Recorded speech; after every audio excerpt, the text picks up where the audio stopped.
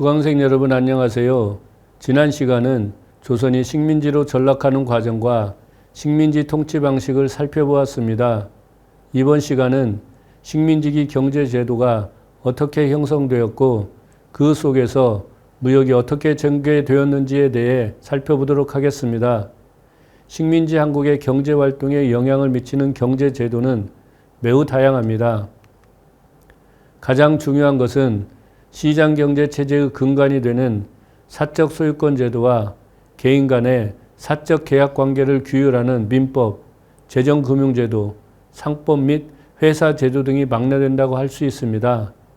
이번 강의에서는 이 모든 경제 제도를 살펴볼 수는 없지만 식민지 한국의 대외 무역에 직접 영향을 미치는 관세 제도와 통화 제도에 대해 살펴보도록 하겠습니다.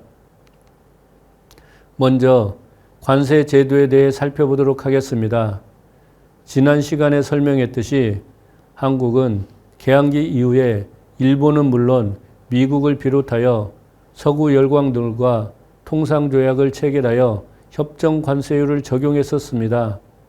한국을 식민지로 편입한 이후에 일본은 열강들의 통상상의 기득권을 존중함으로써 한국 병합에 대한 반발을 누그러뜨릴 목적으로 구한국 정부와 체결한 통상조약을 앞으로 10년간 그대로 유지할 것을 공표하였습니다.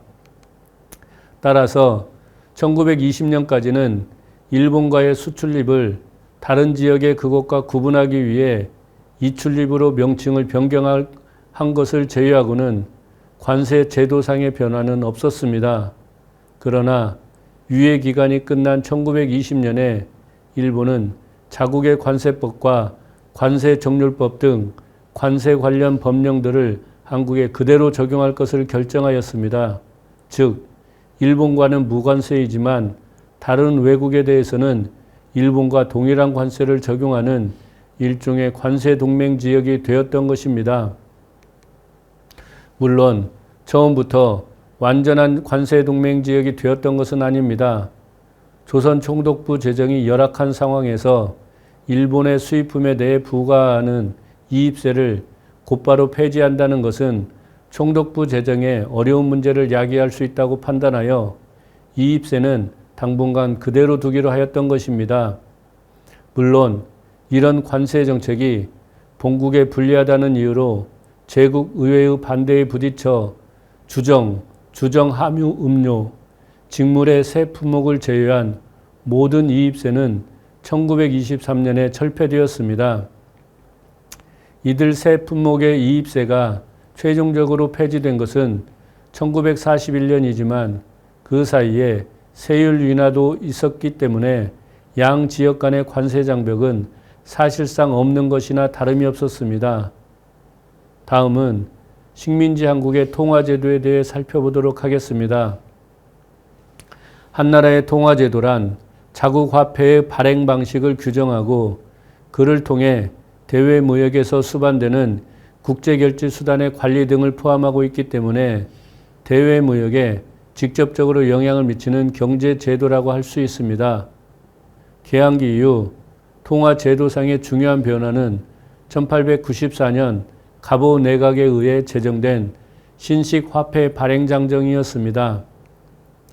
이 법률은 은본위제를 채택했으며 구례의 화폐인 엽전을 대신하여 신식화폐인 본위 일원과 보조화폐로서 은화와 백동화 등을 발행하고 당시 은본위제를 채택하고 있었던 일본의 화폐 일엔과 등가로 교환할 수 있다고 규정하였습니다. 그러나 준비한 은이 부족했기 때문에 본위 은화와 보조화폐 은화는 발행되지 않은 채 백동화만이 주조되었고 구례의 화폐인 엽전도 여전히 유통되어 한국의 통화제도는 안정되지 않았습니다. 한편 한국에 대한 지배권이 확대되면서 일본은 한국의 통화제도를 정리할 필요를 인식하였습니다.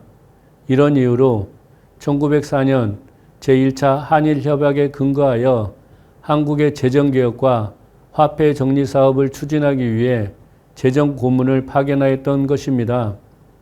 최종적으로 식민지 통화제도가 정비된 것은 1911년 3월 조선은행법의 제정이었습니다. 이 법의 발권 규정에 따르면 조선은행은 은행권을 발행할 때 금화 또는 일본 은행권의 태환에 응하기 위해 금화, 지금은 또는 일본 은행권을 지불 준비로 보유하도록 하였습니다. 그러나 실제로 지불 준비는 일본 은행권으로 한정되었고 조선은행권과 일본 은행권은 1:1 등가 교환이 허용되었습니다.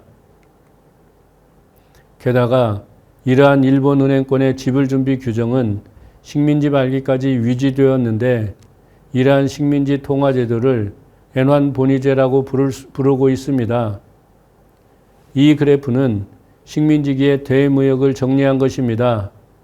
이 그래프에서 수출과 이출, 수입과 이익액을 전부 더한 무역액은 막대 그래프로 표시했는데 식민지 전 기간에 걸쳐 매우 빠르게 증가했다는 것을 알 수 있습니다. 1910년의 무역액은 6,900만 원이었고 1919년에는 5억 1천만 원, 1928년에는 7억 6,200만 원, 1938년에는 17억 5,100만 원이었습니다. 식민지 시기 무역은 1941년에 최고점에 도달했는데 그때 무역액은 23억 9,500만 원으로 1910년과 비교하여 35배나 증가하였습니다. 그래프에서 확인할 수 있듯이 그 이후 식민지 말기로 갈수록 무역액은 감소하였습니다. 그러면 식민지 한국은 어떤 국가와 무역을 했을까요? 선형으로 표시된 그래프가 그에 관한 정보를 담고 있습니다. 이것을 정확히 이해하기 위해서는 식민지 시기 무역은 무역 상대국에 따라 용어를 다르게 사용했다는 점을 알아야 합니다. 앞서 설명했듯이 일본과의 수출과 수입은 다른 지역의 무역과 구분하여 이출과 이입으로 불렀고 일본 이외의 지역에 대해서는 통상 사용하는 대로 수출과 수입이라고 했습니다. 따라서 무역액에서 이출과 이입액을 더하면 일본과의 무역액이 됩니다.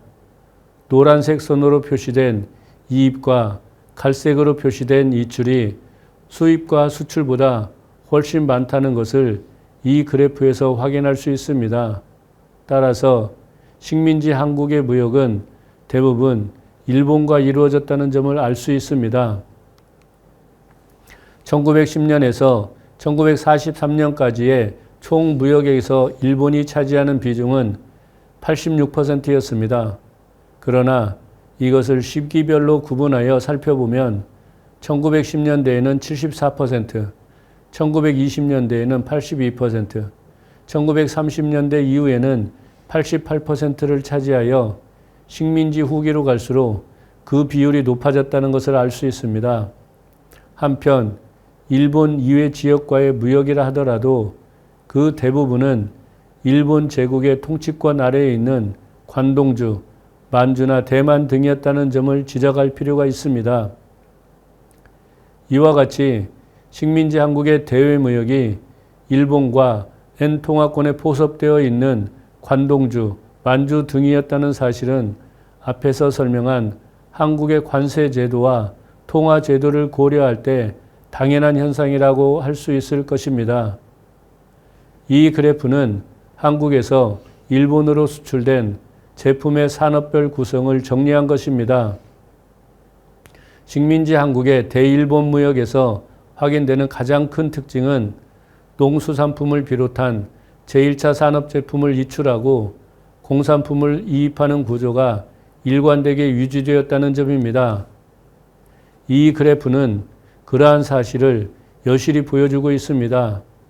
1918년에 농산물이 차지하는 비중은 64%였고 1925년에는 73%까지 증가했다가 그 이후 서서히 감소하여 1935년에는 60%였습니다.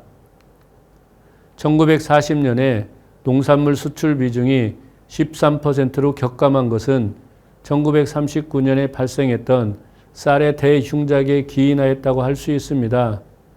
한편 공산품 이출 비중이 꾸준히 증가하는 것도 확인되고 있습니다. 1918년에 7%에 불과했던 공산품 이출 비중은 1925년에는 18%, 1935년에는 26%, 1940년에는 무려 56%까지 증가했습니다. 이것은 식민지 한국에서 공업화가 달성되면서 방직, 금속 및 화학공업에서 일본과의 산업 내 무역이 활발하게 이루어진 결과라고 할 수 있습니다. 이 그래프는 한국이 일본에서 수입한 제품의 산업별 구성을 정리한 것입니다. 이 그래프에서 가장 눈에 띄는 것은 공산품의 이입 비중이 식민지기 전체 기간에 걸쳐 매우 높았다는 점입니다. 1918년에 공산품 이입 비중은 90%였고 1930년에는 88%, 1940년에도 82%로 여전히 높은 비중을 차지하였습니다. 물론 시기별로 이입된 공산품에는 차이가 있었습니다. 1930년대 초까지 가장 중요한 이입 공산품은 섬유 제품이었습니다. 이 제품의 이입은 이 기간의 전체 이입액에서 25%에서 34% 비중을 차지하였습니다. 그러나 식민지 한국에서 공업화가 서서히 진전되면서 이입은 자본재, 중간재, 화학제품 등을 공급하는 금속공업, 기계기구공업, 화학공업 제품의 비중이 증가하기 시작하였습니다. 1925년에 이들 공업이 차지하는 비중은 27%였는데 1940년에는 47%로 증가하였습니다. 이번 강의에서는 해방 이전의 무역이라는 주제로 개항기에서 식민지기에 이르는 무역을 살펴보았습니다. 특히 이 강의에서는 무역제도 변화 등에 초점을 맞췄는데 그 이유는 이렇게 성립된 제도들이 해방 이후에 어떻게 변화했는지를 살펴보기 위한 것이었습니다. 다음 세 번째 강의에서는 해방 초기의 무역, 외환 제도의 재편이라는 주제로 해방 이후 무역 제도의 재편 과정을 살펴보도록 하겠습니다. 감사합니다.